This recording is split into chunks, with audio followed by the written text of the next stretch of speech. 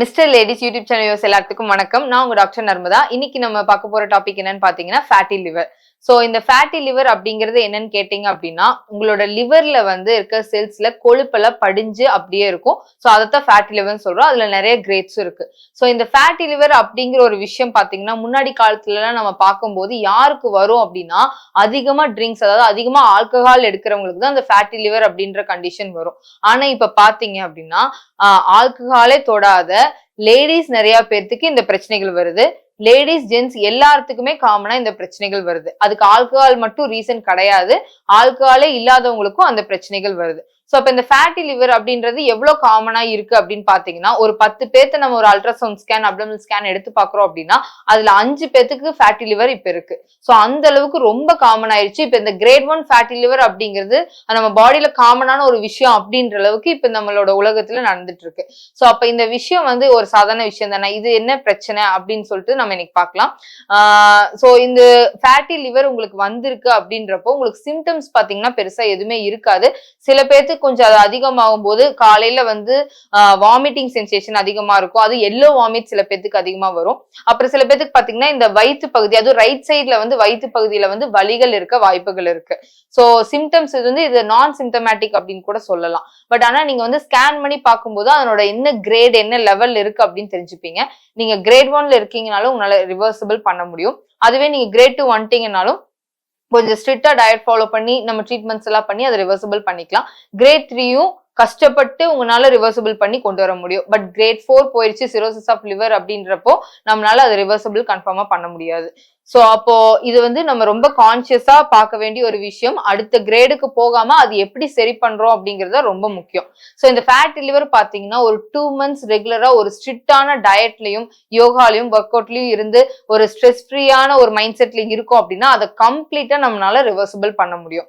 So இதுக்கு ஒரு முக்கியமான விஷயம் என்னன்னு பாத்தீங்கன்னா ஃபுட் டயட் வந்து ரொம்ப முக்கியமா இருக்கு. டயட்ல எந்த மாதிரியான டயட் எடுத்துக்கலாம்? அப்ப வந்து நம்ம லிவர் கிளென்சிங் பண்ணக்கூடிய டயட்ஸ் வந்து நிறைய எடுக்கும் போது அது சீக்கிரமாவே நமக்கு வந்து கிளென்சிங் ஆகும். உங்களோட ஃபுட்ல வந்து கிரீன் ஆப்பிள் நீங்க வந்து ரெகுலரா எடுத்துக்கோங்க. சோ கிரீன் ஆப்பிள் வந்து ரொம்ப முக்கியமான விஷயம்.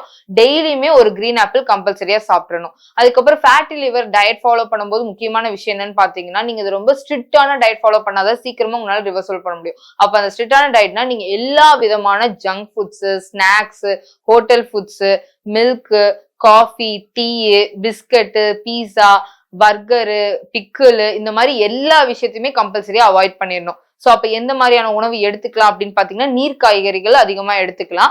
காலையில உணவும் சரி, ஈவினிங் அதாவது இரவு உணவும் சரி, மேக்ஸிமம் கஞ்சி ஃபார்ம் ஆஃப் டயட் எடுத்துக்கோங்க.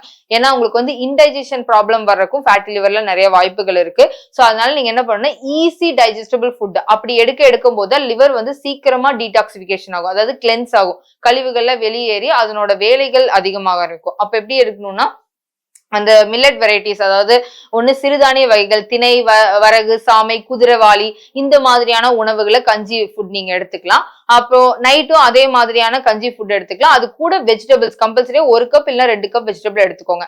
மதிய உணவுல சிவப்பரிசி, கைக்குத்தல் அரிசி, அந்த மாதிரி ஏதாவது உணவு எடுத்துங்க. ஒயிட் ரைஸ், ஒயிட் சுகர், மைதா, இந்த 3ஐயுமே கம்பல்சரியா அவாய்ட் பண்ணிருங்க. அது எல்லாத்துக்குமே பை பை சொல்லிருங்க. அது தொடவே கூடாது. ஸ்நாக்ஸ் அப்படி சாப்பிடணும்னு தோணுச்சுன்னா பொரி எடுத்துக்கலாம். அதை தவிர வேற எந்த ஸ்நாக்குமே நீங்க சாப்பிடக்கூடாது. ஃப்ரூட்ஸ் எல்லாமே நீங்க சாப்பிடலாம், தாராளமா சாப்பிடலாம்.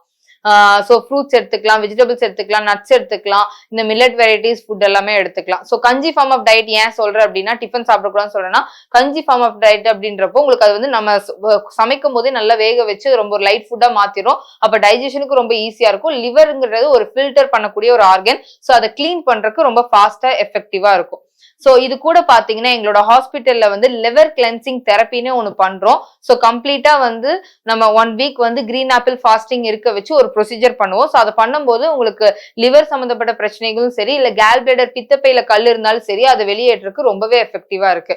சோ அது மட்டும் இல்லாம பாத்தீங்கன்னா தக்கரதாரா அப்படின்னு சொல்லிட்டு ஒரு சிகிச்சை பண்றோம். அந்த தக்கரதாரா சிகிச்சை என்னன்னு பாத்தீங்கன்னா, பாடி ஃபுல்லா ஆயில் வச்சு மசாஜ் பண்ணிட்டு ஒரு தாரா அப்படின்னு சொல்லிட்டு ஒரு பாத்திரத்துல வந்து கஷாயத்தை ஊத்தி அது கண்டினியூஸா உங்களை நெத்தி மேல ஒரு ஃப்ளோ ஸ்லோவா வந்துட்டே இருக்கும்.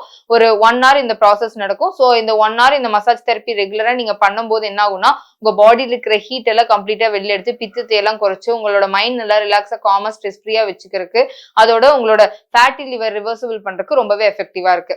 அது கூட அக்குபஞ்சர் சிகிச்சையும் பாதகூச சிகிச்சையும் சேர்த்து எடுக்கும்போது கொஞ்சம் சீக்கிரமாவே உங்களுக்கு அதுல இருந்து ரிவர்சிபிள் ஆகலாம். சோ இந்த மாதிரி டயட்லாம் நீங்க ரெகுலரா ஃபாலோ பண்ணும்போது, டயட் வந்து ரொம்ப முக்கியம். சோ டயட் வந்து கம்பல்சரியா நீங்க ஒரு 2 months ரெகுலரா ஃபாலோ பண்ணிட்டு திருப்பி ஒரு ஸ்கேன் ரிப்பீட் பண்ணீங்கன்னா கன்ஃபார்மா உங்களுக்கு ரிவர்சிபிள் காட்டும். அந்த டயட் கூட நீங்க முக்கியமா பண்ண வேண்டிய விஷயம் பாத்தீங்கன்னா 1 hour ஒர்க் அவுட். எப்பவுமே நம்ம சொல்ற விஷயம் தான் 1 hour கம்பல்சரியா நீங்க ஒர்க் அவுட் பண்ணணும். அது யோகா பண்ணலாம், இல்ல ஏதாவது ஒரு ஒர்க் அவுட் பண்ணலாம். யோகா பண்ணீங்கன்னா ரொம்ப நல்லது. அது கூட வந்து நீங்க பிரீத்திங் எக்ஸசைஸ் ரெகுலரா பிராக்டிஸ் பண்ணிக்கோங்க. வாக்கிங் கம்பல்சரியா போங்க. சோ இது எல்லாம் சேர்த்து ஃபாலோ பண்ணும்போது உங்களுக்கு ஈஸியா இது ரிவர்சிபிள் பண்ணிடலாம். சோ ஈஸியா இதை சரி பண்ணக்கூடிய விஷயம். அதை வந்து நம்ம கண்டுக்காம விட்டோம்னா அது ரொம்ப காம்ப்ளிகேஷன் வரக்கும் நிறைய வாய்ப்புகள் இருக்கு. சோ இந்த யோகால பாத்தீங்கன்னா நம்மளோட லிவர் கிளென்ஸ் பண்றதா இருக்கட்டும், நம்ம பாடியை டீடாக்சிஃபை பண்றதுக்கு ஒரு முத்ரா என்னன்னு பாத்தீங்கன்னா டீடாக்சிபிகேஷன் முத்ரா. சோ ஃபர்ஸ்ட் அதை எப்படி செய்யலாம்னு பாத்துக்கலாம்.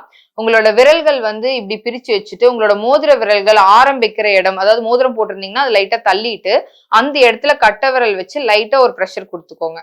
சோ இந்த மாதிரி 2 கையிலயும் பண்ணணும். கை கால் மேல வச்சுக்கணும், ஐஸ் க்ளோஸ் பண்ணிக்கணும். இது டெய்லி ஒரு 20 minutes ப்ராக்டிஸ் பண்ணணும். சோ இந்த ஃபேட்டி லிவர் கண்டிஷன்ல இருக்கிறவங்களும் இதை ப்ராக்டிஸ் பண்ணலாம். இல்ல எனக்கு எந்த பிரச்சனையுமே இல்ல, நார்மலா நம்ம பாடி டீடாக்ஸ் பண்ணணும் அப்படின்னு நினைக்கிறவங்களும் இதை ரெகுலரா ப்ராக்டிஸ் பண்ணலாம். இல்ல at least weekly once R twice ஆவது நீங்க இதை ப்ராக்டிஸ் பண்ணலாம். இந்த மாதிரி முத்ரா பண்ணும்போது உங்க பாடியை டீடாக்ஸ் பண்றதுக்கு ரொம்பவே எஃபெக்டிவா இருக்கு. உங்க பாடி மட்டும் இல்லாம உங்க மைண்ட், உங்களோட ஸ்பிரிச்சுவல் ஹெல்த் எல்லாமே டீடாக்ஸ் ஆகிறதுக்கு ரொம்ப எஃபெக்டிவா இருக்கு. ஸ்பிரிச்சுவல் ஹெல்த் ஏன் சொல்றேன்னு கேட்டீங்கன்னா உங்களோட நெகட்டிவ் எமோஷன், உங்களோட நெகட்டிவிட்டிஸ், உங்களோட ஆங்கர் எல்லாத்தையுமே ரிமூவ் பண்றதுக்கு இந்த முத்ரா ரொம்பவே எஃபெக்டிவா இருக்கு. சோ இது வந்து நீங்க மெடிடேஷன் பண்ணும்போது கூட இந்த முத்ரா பிராக்டிஸ் பண்ணலாம். சோ இந்த முத்ரா மட்டும் இல்லாம யோகா, டயட் எல்லாரும் ரெகுலரா ஃபாலோ பண்ணீங்க அப்படின்னா 2 monthsல டயட்லயே வந்து உங்களால இதை ரிவர்சிபிள் பண்ண முடியும். சோ எல்லாரும் ஃபேட்டி லிவர் அப்படிங்கிற பிரச்சனையை ரொம்ப அலட்சியமா எடுத்துட்டு அதை கண்டுக்காம இருக்காதீங்க. நம்ம நிறைய ஸ்டேஜ் போகும்போது லாஸ்ட் ஸ்டேஜ்ல வந்து நம்மளால எதுவுமே பண்ண முடியாம போயிடும். சோ எல்லாம் கான்சியஸா அட்லீஸ்ட் ஒரு 2 months ரெகுலரா டயட் ஃபாலோ பண்ணி அதுல இருந்து ஈஸியா வெளியில வந்துருங்க. வெளியில வந்ததுக்கு அப்புறம் உடனே டயட் ஸ்டாப் பண்ணிடாதீங்க. டாக்டர் அட்வைஸோட அதை எப்படி திருப்பி நார்மல் டயட்டுக்கு கொண்டு வரதுன்னு பார்த்துதான் நீங்க டயட் கொண்டு வரணும். சோ இந்த மாதிரி எல்லா விஷயத்தையும் ஃபாலோ பண்ணுங்க. இதே மாதிரி இன்னொரு வீடியோல நிறைய விஷயங்கள் பேசலாம். எல்லாத்துக்கும் நன்றி, வணக்கம்.